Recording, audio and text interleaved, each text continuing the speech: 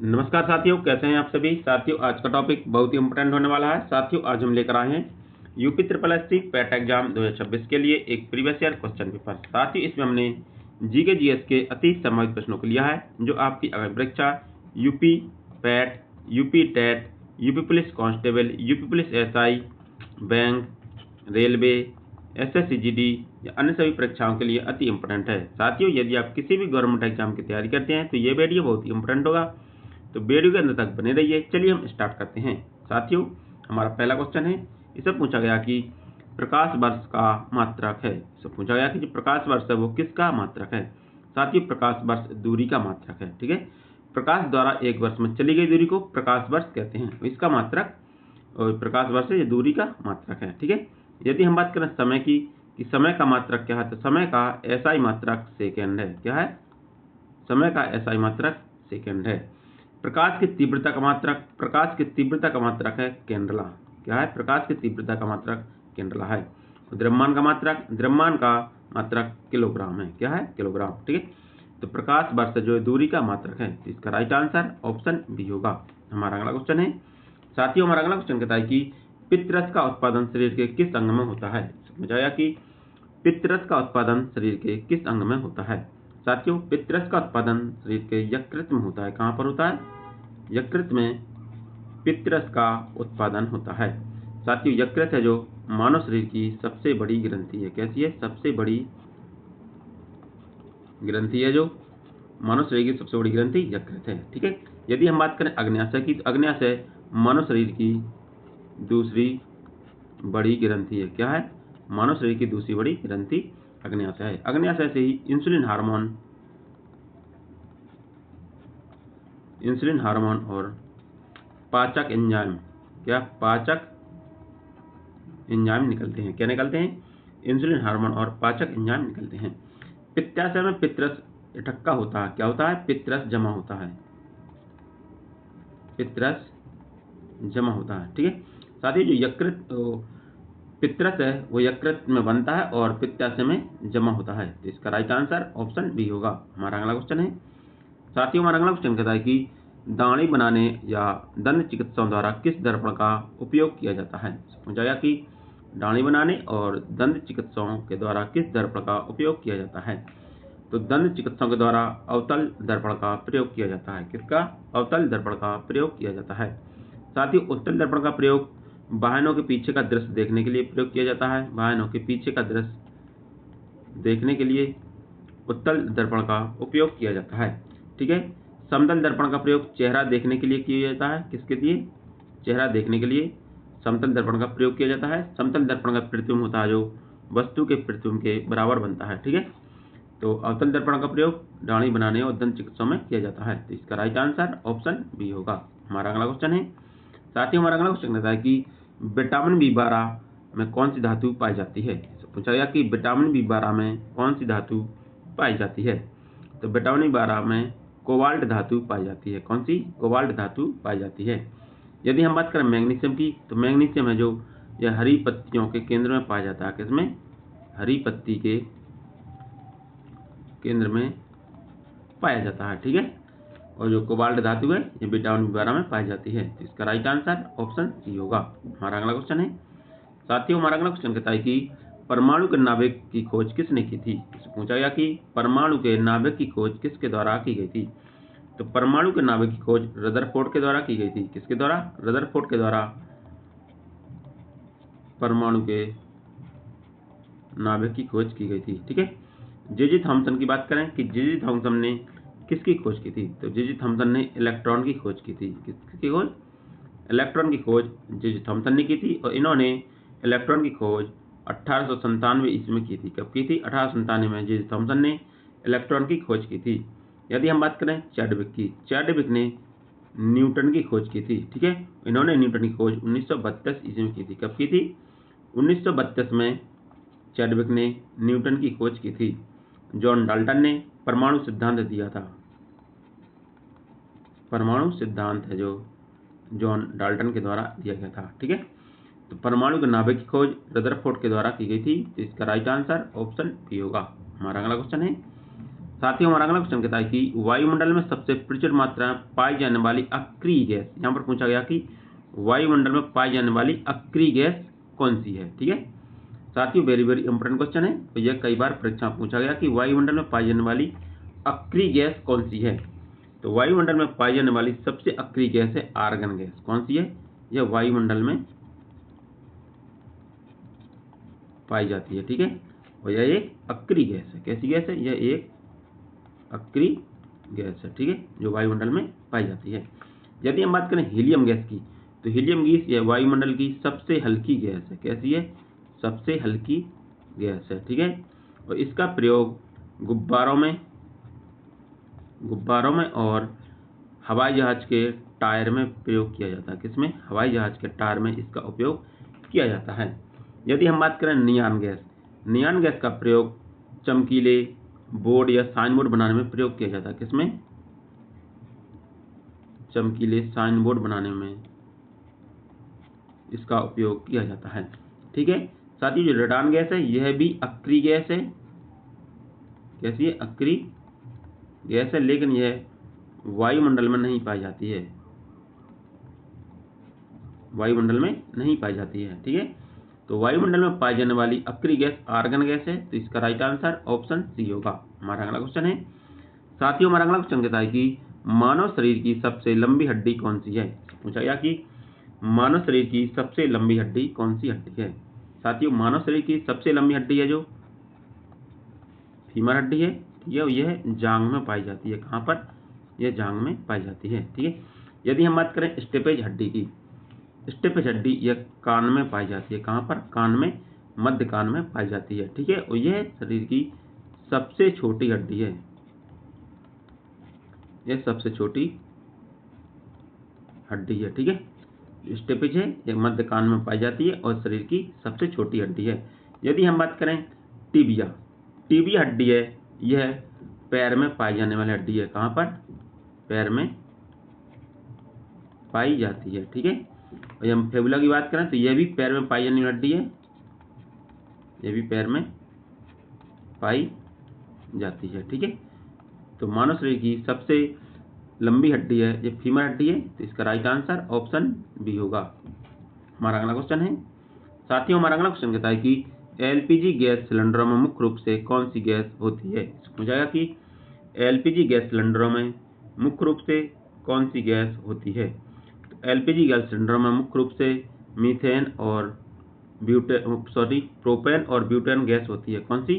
Propane और butane gas है जो एलपीजी गैस सिलेंडरों में होती है। तो इसका राइट आंसर ऑप्शन बी होगा। हमारा अगला क्वेश्चन है, साथियों हमारा अगला क्वेश्चन कहता है कि बिजली के बल्ब का फिलामेंट किस धातु का बना होता है। तो पूछा गया कि बिजली के बल्ब का फिलामेंट है वो किस धातु का बना होता है। तो बिजली के बल्ब का फिलामेंट टंगस्टन धातु का बना होता है। किसका?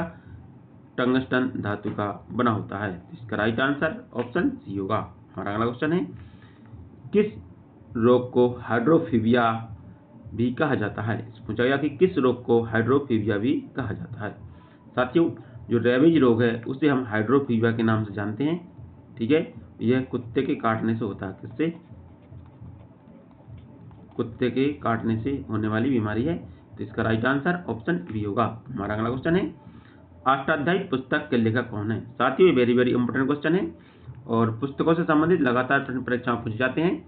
तो आपको बताना कि अष्टाध्यायी पुस्तक है वह किसके द्वारा लिखी गई है। तो जो अष्टाध्यायी पुस्तक है उसके लेखक पाणिनि है। कौन है? पाणिनि है जो अष्टाध्यायी पुस्तक के लेखक हैं। ठीक है, यदि हम बात करें कालिदास की, साथियों कालिदास को हम भारत का शेक्सपियर कहते हैं। क्या कहते हैं? भारत का शेक्सपियर। ठीक है, भारत का शेक्सपियर हम कालिदास को कहते हैं। इन्होंने अभिज्ञान शकुंतला पुस्तक लिखी। कौन सी पुस्तक लिखी? अभिज्ञान शकुंतला जो कालिदास के द्वारा लिखी गई और इन्हें हम भारत का शेक्सपियर कहते हैं। वेदव्यास पुस्तक है, यह पुस्तक वेदव्यास के द्वारा महाभारत पुस्तक लिखी गई। कौन सी? महाभारत पुस्तक है जो वेदव्यास के द्वारा लिखी गई थी। ठीक है, कौटिल्य के द्वारा अर्थशास्त्र पुस्तक लिखी गई। कौन सी? अर्थशास्त्र पुस्तक कौटिल्य के द्वारा लिखी गई और यह राजनीति से संबंधित पुस्तक है। कैसी? राजनीति से संबंधित पुस्तक है। ठीक है, तो अष्टाध्यायी पुस्तक के लेखक पाणिनि है, तो इसका राइट आंसर ऑप्शन बी होगा। हमारा अगला क्वेश्चन है, साथियों हमारा अगला क्वेश्चन कहता है कि गांधी इरविन समझौता किस वर्ष हुआ था। पूछा गया कि जो गांधी इरविन समझौता है वो किस वर्ष हुआ था। साथियों गांधी इरविन समझौता जब महात्मा गांधी और लॉर्ड इरविन के बीच हुआ था, यह हुआ था 5 मार्च 1931 ईस्वी को। ठीक है, जो गांधी इरविन समझौता है यह 5 मार्च 1931 ईस्वी को हुआ था। यदि हम बात करें 1930 में कौन सी घटना घटी थी, तो 1930 में हुआ था नमक सत्याग्रह। क्या? नमक सत्याग्रह। ठीक है, नमक सत्याग्रह 1930 ईस्वी में हुआ था। ठीक है, 1942 में हुआ था भारत छोड़ो आंदोलन। क्या? भारत छोड़ो आंदोलन। भारत छोड़ो आंदोलन 1942 ईस्वी में हुआ था और इसी आंदोलन में महात्मा गांधी ने करो या मरो का नारा दिया था। क्या दिया था? करो या मरो का नारा महात्मा गांधी ने 1942 ईस्वी में दिया था। बात करें कि 1932 ईस्वी में क्या हुआ था, तो 1932 में पूना पैक्ट हुआ था। क्या हुआ था? पूना पैक्ट। पूना पैक्ट है जो 1932 ईस्वी में हुआ था। ठीक है, तो 1931 ईस्वी में गांधी इरविन समझौता हुआ था जो 5 मार्च 1931 को हुआ था, तो इसका राइट आंसर ऑप्शन बी होगा। हमारा अगला क्वेश्चन है, साथियों हमारा अगला क्वेश्चन कहता है कि भारत का एकमात्र सक्रिय ज्वालामुखी कहाँ स्थित है। पूछा गया कि भारत का एकमात्र सक्रिय ज्वालामुखी द्वीप है वो कहाँ पर स्थित है, तो भारत का एकमात्र सक्रिय ज्वालामुखी है जो बैरन द्वीप है। ठीक है, बैरन द्वीप पर है और ये अंडमान निकोबार में है। ठीक है, यदि हम बात करें लक्षद्वीप की, तो लक्षद्वीप यह अरब सागर में स्थित है। कहाँ पर है? अरब सागर में स्थित है और यह भारत का सबसे छोटा केंद्र शासित प्रदेश है। कहता है सबसे छोटा केंद्र शासित प्रदेश है। ठीक है, यदि हम बात करें मिनकाई की, मिनकाई यह भी अरब सागर में स्थित है। कहाँ पर है? यह भी अरब सागर में स्थित है। ठीक है, पम्बन द्वीप यह तमिलनाडु और श्रीलंका के बीच स्थित है। कहाँ पर है? यह तमिलनाडु और श्रीलंका के बीच स्थित है। ठीक है, पम्बन द्वीप पर ही रामेश्वरम स्थित है। क्या? रामेश्वरम है जो पम्बन द्वीप पर ही स्थित है। ठीक है, तो इसका राइट आंसर होगा कि भारत का एकमात्र सक्रिय ज्वालामुखी है जो बैरन द्वीप। इसका राइट आंसर ऑप्शन बी होगा। हमारा अगला क्वेश्चन है, साथियों हमारा अगला क्वेश्चन कहता है कि सुंदरबन डेल्टा का निर्माण कौन करने वाली मुख्य नदियां कौन सी हैं। समझाया कि सुंदरबन डेल्टा का निर्माण करने वाली मुख्य नदियां कौन सी हैं। साथियों सुंदरबन डेल्टा का निर्माण है जो गंगा और ब्रह्मपुत्र नदी के द्वारा किया जाता है। किसके द्वारा? गंगा और ब्रह्मपुत्र नदी के द्वारा किया जाता है। यह बंगाल की खाड़ी में स्थित है। कहाँ पर है? बंगाल की खाड़ी में स्थित है। ठीक है, यहाँ पर सबसे अधिक मैग्रोव वनस्पति पाई जाती है। कैसी? मैग्रोवा वनस्पति पाई जाती है। इसका राइट आंसर ऑप्शन बी होगा।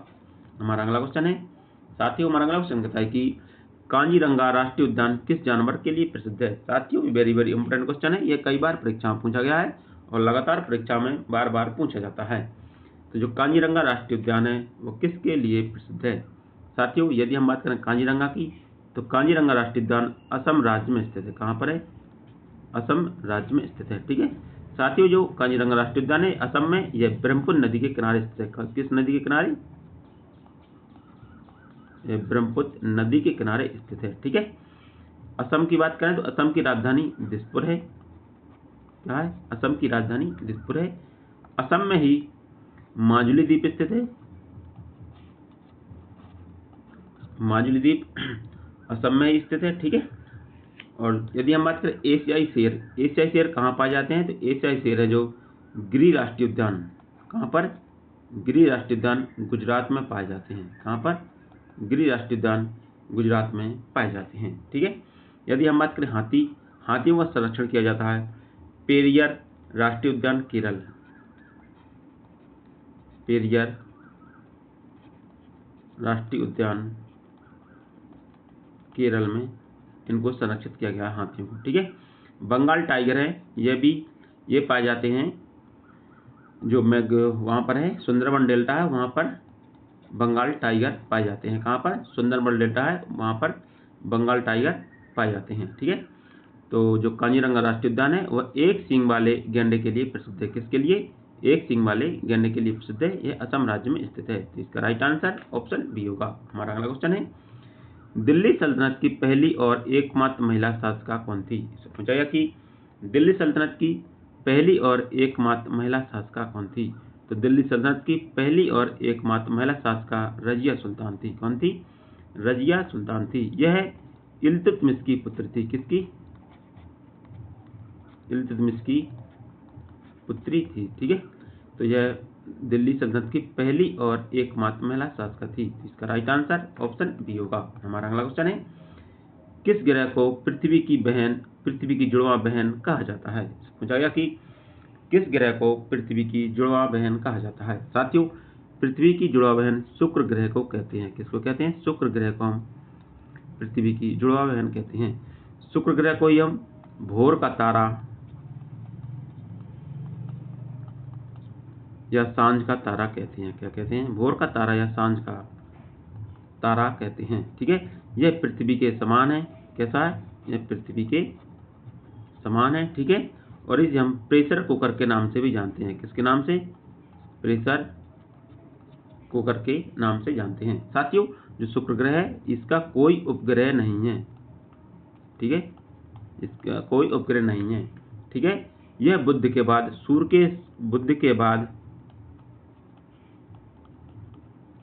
सूर्य के सबसे नजदीक है। किसके? सूर्य के सबसे नजदीक है। ठीक है, यदि हम बात करें बुध ग्रह की, तो बुध ग्रह यह सूर्य के सबसे निकट ग्रह है। सूर्य के सबसे निकट ग्रह है। ठीक है, इसका कोई उपग्रह नहीं है। ठीक है, साथ ही जो मंगल ग्रह है इसे हम लाल ग्रह कहते हैं। इसको हम लाल ग्रह कहते हैं। ठीक है, इसके दो उपग्रह हैं, एक है फोबोस और डिमोस। ठीक है, मंगल ग्रह को लाल ग्रह कहते हैं। इसके दो उपग्रह हैं, फोबोस और डिमोस। ठीक है, यदि हम बात करें बृहस्पति की, तो बृहस्पति यह सौरमंडल का सबसे बड़ा ग्रह है।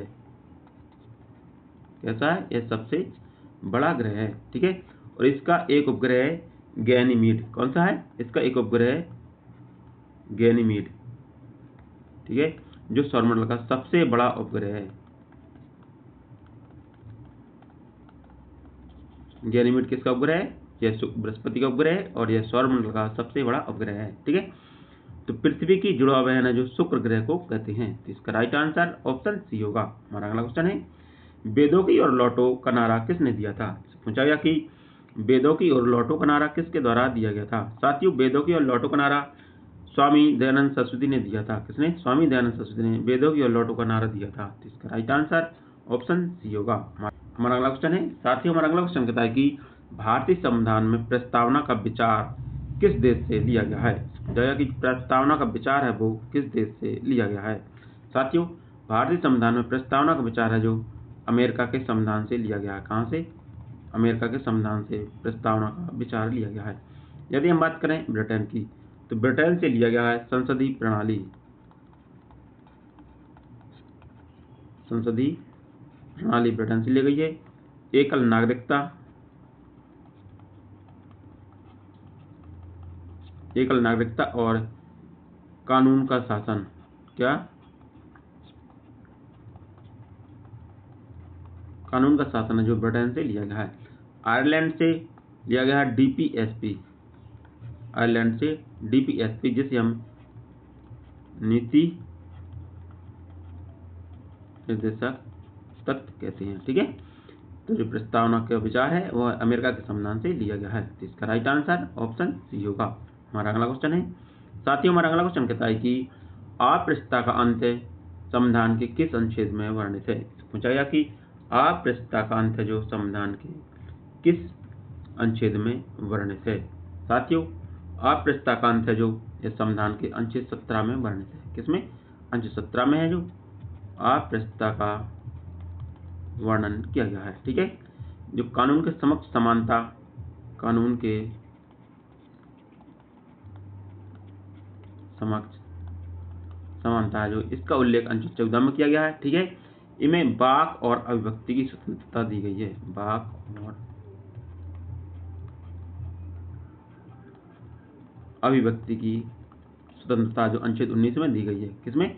अनुच्छेद 19 में वाक और अभिव्यक्ति की स्वतंत्रता दी गई है। ठीक है, तो अस्पृश्यता का अंत का वर्णन है जो अनुच्छेद 17 में किया गया है। तो इसका राइट आंसर ऑप्शन सी होगा। हमारा अगला क्वेश्चन है, लोकसभा का सदस्य बनने के लिए न्यूनतम आयु सीमा क्या है? साथियों वेरी वेरी इंपॉर्टेंट क्वेश्चन है। इससे पूछा गया कि जो लोकसभा का सदस्य बनते हैं इसके लिए आयु सीमा क्या है? साथियों लोकसभा का सदस्य बनने के लिए न्यूनतम आयु सीमा है वह है 25 वर्ष। ठीक है, यदि किसी व्यक्ति को लोकसभा का सदस्य बनना है तो उसकी न्यूनतम आयु सीमा 25 वर्ष होनी चाहिए। ठीक है, यदि हम बात करें 21 वर्ष तो 21 वर्ष आयु होनी चाहिए यदि आप ग्राम पंचायत का चुनाव लड़ते हैं, ग्राम पंचायत या जिला पंचायत, किसका? ग्राम पंचायत या जिला पंचायत का चुनाव लड़ते हैं तो आपकी आयु 21 वर्ष होनी चाहिए। ठीक है, 30 वर्ष आयु होनी चाहिए राज्यसभा का सदस्य बनने के लिए। राज्यसभा का सदस्य बनने के लिए 30 वर्ष आयु होनी चाहिए। ठीक है, 18 वर्ष आयु होनी चाहिए मतदान करने के लिए। किसके लिए? मतदान करने की आयु 18 वर्ष निर्धारित की गई है। ठीक है, तो इससे पूछा गया कि लोकसभा का सदस्य बनने के लिए न्यूनतम आयु सीमा क्या होनी चाहिए? तो लोकसभा का सदस्य बनने के लिए न्यूनतम आयु सीमा 25 वर्ष होनी चाहिए। तो इसका राइट आंसर ऑप्शन सी होगा। हमारा अगला क्वेश्चन है, साथियों हमारा अगला क्वेश्चन कहता है कि भारत में जीएसटी कब लागू किया गया था? तो पूछा गया कि जीएसटी है जो कब लागू किया गया था? साथियों भारत में जीएसटी के लिए 101वां संविधान संशोधन किया गया था। क्या किया गया था? 101वां संविधान संशोधन किया गया था और यह भारत में 1 जुलाई 2017 को लागू हुआ था। कब हुआ था? 1 जुलाई 2017 को जीएसटी लागू हुआ था। तो इसका राइट आंसर ऑप्शन सी होगा। हमारा अगला क्वेश्चन है, साथियों हमारा अगला क्वेश्चन कहता है कि बैंकों का बैंक किसे कहा जाता है? साथियों वेरी वेरी इंपॉर्टेंट क्वेश्चन है। इससे पूछा गया कि बैंकों का बैंक है जो किस बैंक को कहते हैं? साथियों बैंकों का बैंक हम आरबीआई को कहते हैं। किसको कहते हैं? आरबीआई को हम बैंकों का बैंक कहते हैं। साथियों आरबीआई की स्थापना, इसकी स्थापना 1935 ईस्वी में हुई थी। कब हुई थी? इसकी स्थापना 1935 ईस्वी में हुई थी। इसका वर्तमान मुख्यालय मुंबई में स्थित है। कहाँ पर है? इसका वर्तमान मुख्यालय जो मुंबई में स्थित है। यदि हम बात करें इसका राष्ट्रीयकरण की तो इसका राष्ट्रीयकरण 1949 ईस्वी में हुआ था। कब हुआ था? इसका राष्ट्रीयकरण जो 1949 ईस्वी में हुआ था। ठीक है, साथियों आरबीआई के कुछ काम है तो यह काम करती है कागजी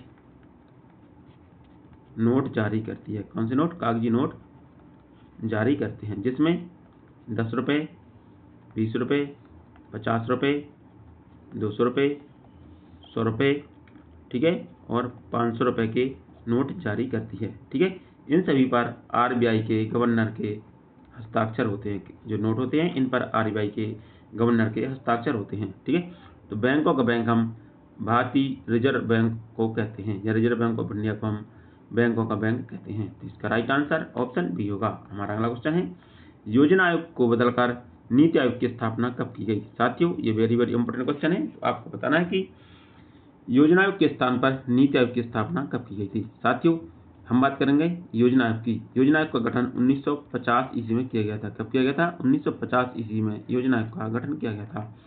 नीति आयोग की स्थापना योजना आयोग के स्थान पर 1 जनवरी 2015 को की गई थी। ठीक है, नीति आयोग की स्थापना योजना आयोग के स्थान पर 1 जनवरी 2015 को की गई थी। ठीक है, साथियों जो नीति आयोग है ये सरकार के थिंक टैंक के रूप में काम करता है। कैसे? यह सरकार के थिंक टैंक के रूप में काम करता है। जो नीति आयोग का अध्यक्ष होता है वह भारत का प्रधानमंत्री होता है। कौन होता है? नीति आयोग का अध्यक्ष होता है जो ये भारत का प्रधानमंत्री होता है। ठीक है, और इसकी स्थापना 2015 में की गई थी। इसका राइट आंसर ऑप्शन बी होगा। हमारा अगला क्वेश्चन है, शास्त्रीय नृत्य कथकली का संबंध किस राज्य से है? पूछा गया कि जो कथकली है इसका संबंध किस राज्य से है? तो कथकली का संबंध है जो केरल राज्य से है। तो इसका राइट आंसर ऑप्शन सी होगा। साथियों कथकली केरल का शास्त्रीय नृत्य है। कैसा है? यह शास्त्रीय नृत्य है। हमारा अगला क्वेश्चन है, साथियों हमारा अगला क्वेश्चन कहता है कि सार्क का मुख्यालय कहाँ पर स्थित है? साथियों ये वेरी वेरी इंपॉर्टेंट क्वेश्चन है कि सार्क का मुख्यालय कहाँ पर स्थित है? साथियों सार्क का मुख्यालय काठमांडू में स्थित है। ठीक है, जो काठमांडू है यह नेपाल की राजधानी है। किसकी? नेपाल की राजधानी है। इसका राइट आंसर ऑप्शन सी होगा। हमारा अगला क्वेश्चन है, विंग्स ऑफ फायर पुस्तक किसकी आत्मकथा है? तो पूछा गया कि विंग्स ऑफ फायर है जो ये किसकी आत्मकथा है? तो विंग्स ऑफ फायर है जो यह डॉक्टर APJ अब्दुल कलाम की आत्मकथा है। इसका राइट आंसर ऑप्शन बी होगा। हमारा अगला क्वेश्चन है, विश्व पर्यावरण दिवस कब मनाया जाता है? तो पूछा गया कि विश्व पर्यावरण दिवस है जो कब मनाया जाता है? तो विश्व पर्यावरण दिवस 5 जून को मनाया जाता है। इसका राइट आंसर ऑप्शन बी होगा। हमारा अगला क्वेश्चन है, उगादी त्यौहार मुख्य रूप से किस राज्य में नववर्ष के रूप में मनाया जाता है? पूछा गया कि जो उगादी त्यौहार है वो किस राज्य में मुख्य रूप से नववर्ष के रूप में मनाया जाता है? तो उगादी त्यौहार ये आंध्र प्रदेश और कर्नाटक में मनाया जाने वाला त्यौहार है। वैसे ये नववर्ष के रूप में मनाते हैं। किस वर्ष के रूप में? नववर्ष के रूप में मनाते हैं। इसका राइट आंसर ऑप्शन ए होगा। हमारा अगला क्वेश्चन है, कावेरी नदी जल विवाद किन राज्यों के मध्य है? साथियों वेरी वेरी इंपॉर्टेंट क्वेश्चन है कि कावेरी नदी जल विवाद है वो किन राज्यों के मध्य स्थित है? तो कावेरी नदी जल विवाद है यह तमिलनाडु और कर्नाटक के बीच स्थित है। किसके बीच? तमिलनाडु और कर्नाटक के बीच कावेरी नदी जल विवाद है। तो इसका राइट आंसर ऑप्शन बी होगा।